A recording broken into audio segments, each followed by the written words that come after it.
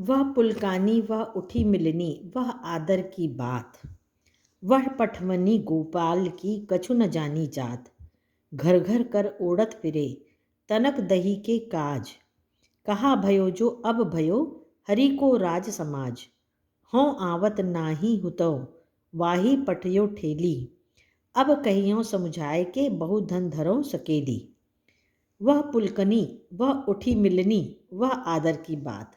तो अब सुदामा जो है वापस अपने गांव जा रहे हैं और ये सोचते हुए जा रहे हैं। वह पुलकानी, पुलकानी मतलब खुश होकर, वह उठी मिलनी, वो सिंहासन से उठकर जो खुश होकर मेरे गले मिले थे। वह आदर की बात, जो कृष्ण ने मुझे आदर सम्मान दिया था। वह पठौनी गोपाल की, और वो सिंहासन से मुझे बैठकर जो मान सम्मान दिया था, जो चरण धोए थे गोपाल ने।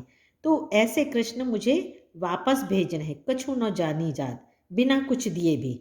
तो कृष्ण जब विदा करते हैं सुदामा को, तो उनको प्रत्यक्ष रूप से कुछ भी नहीं देते हैं जाते समय।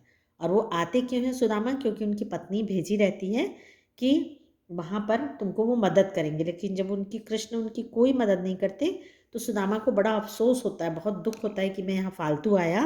वो तो मान सम्मान दिए, आदर सत्कार किए, लेकिन जाते समय कुछ भी नहीं दिए। यहाँ तक कि कछु न जानी जात, कि उनको मालूम है कि मैं ब्राह्मण हूँ, ब्राह्मण को खाली हाथ नहीं भेजा जाता है, तो भी वो मुझे कुछ नहीं दिए।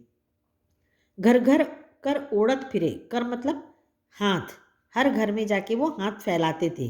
तनक दही के काज, थोड़े से दही के लिए कृष्ण जी हर घर पहुंच जाते थे। कहो भयो जो अब भयो हरि को राज समाज। अभी भी वो कृष्ण जी को इतने राजा हो गए हैं, लेकिन अभी भी उनकी वही आदत है। तो मतलब सुदामा के मन में बड़ा दुख होता है कि वो हैं तो राजा, लेकिन वो तो ऐसे थे कि वो थोड़े से दही के लिए हर घर में पहुंच जाते थे मांगने। अब वो गुस्से में आप अपने मन को समझाते हैं। हाँ आवत नहीं होता हूँ, मैं तो आ ही नहीं रहा था। वाही पठयो ठेली, पठयो मतलब भेजी, वाही मतलब उनकी पत्नी ने, ठेली मतलब जबरदस्ती मुझे वहाँ भेजी। अब कहियों समझाए के, अब मैं उसको जाकर समझाऊंगा अपनी पत्नी को। बहु धन धरो सकेली, इतना धन दे दिए हैं कि सकेली मतलब उसको उठा के सही जगह पे रखो। मतलब ऐसे ही अकेले में अपने मन में वो बड़बड़ाते रहते हैं गुस्से में कि उसने, कृष्ण ने तो मुझे कुछ नहीं दिया और मेरी पत्नी ने मुझे जबरदस्ती वहाँ भेजा। वैसोई राज समाज बने गजबाजी घने मन संभ्रम छायो। कैधो परियो कहूँ मारग भूली कै फेरी कै मैं अब द्वारका आयो। भौन बिलोकी बे को मन लोचत सोचत ही सब गांव मझायो। पूछत पांडे फिर सब सो पर झोपड़ी को कहूँ खोज न पायो।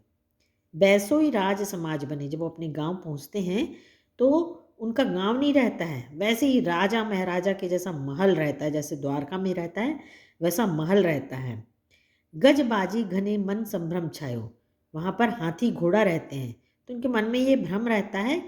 कैंधो परियो कहूँ मार्ग भूली, कैंधो मतलब कहीं, परियो मतलब मैं, मार्ग मतलब रास्ता तो नहीं भूल गया हूँ, भूली मतलब भूल गया हूँ। वो सोचते हैं कहीं मैं रास्ता तो नहीं भूल गया हूँ।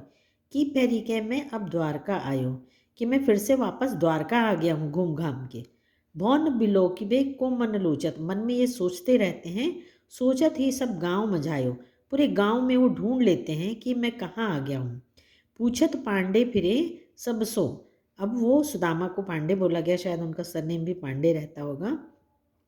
पर झोपड़ी को कहूँ खोज न पाए, पूरे गांव में वो सबसे पूछते हैं, लेकिन उनको अपनी झोपड़ी कहीं दिखाई नहीं देती है। कह वह टूटी सी छानी हती कह कंचन के अब धाम सुहावत। कह पग में पनही ना हती कह लय गजराजहू ठाणे महावत। भूमि कठोर पे रात कटे कह कोमल सहज पे नींद न आवत। कह जुरतो नहीं कोदो सवा प्रभु के प्रताप ते दाक न भावत। अब कृष्ण जी का सुदामा का आखिरी का बहुत सुंदर वर्णन है, ध्यान से आप सुनेंगे। कह वह टूटी सी छानी हती, हती मतलब थी, यहाँ पर सुदामा की टूटी फूटी छानी थी, झोपड़ी थी, जिसमें छानी जानते हैं सब, जहाँ कपड़े वपड़े और लकड़ी वकड़ी की छोटी सी छानी रहती है गरीबों के घर में, तो वैसी छानी थी। कहाँ कंचन के अब धाम सुधावत, कहाँ तो अब यहाँ कंचन मतलब सोने का धाम मतलब महल हो गया है। कै पग में पनही न हती, कहाँ तो सुदामा के पैर में चप्पल तक नहीं थी, कहीं लय गजराजहू ठाड़े महावत, और अब तो उनके घर के सामने क्या ठक खड़े हैं, गजराज मतलब हाथी खड़े हैं, हाथी को चलाने वाले महावत खड़े हैं।